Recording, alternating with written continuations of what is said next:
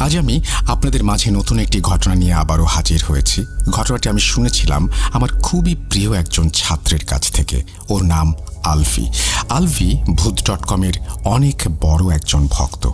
আলভিকে পড়ানোকালীন অবস্থাতেই আমি ঘটনাটি সংগ্রহ করেছিলাম ওর কাছ থেকে। আমার মনে আছে সেদিন মাগরিবের পর আলভিকে পড়ানোর জন্য ওদের বাসায় গিয়ে উপস্থিত হই আমি। ওদের বাসায় সেদিন বেশ কয়েকজন অতিথির আগমন ঘটেছিল, বিধায় পড়াতে একটু সমস্যাই হচ্ছিল। একটু পর আলভির চাচা এসে আলভিকে বললেন, বাবা আলভি, তোমার চাচাতো ভাইয়ের বিয়ে আগামী মাসে, চলে এসো কিন্তু। আলভি বলল, আগামী মাসে? আগামী মাসে তো সাকিব ভাইয়ার মৃত্যুবার্ষিকী। আলভির কথা শুনে আলভির চাচার মুখে যেন ঘন কালো মেঘের উদয় হলো। কি হলো? ওনার এই চাউনি দুঃখ ভারাক্রান্ত চাউনি নয়, এই চাউনি তো ভয়ের। কিন্তু কেন?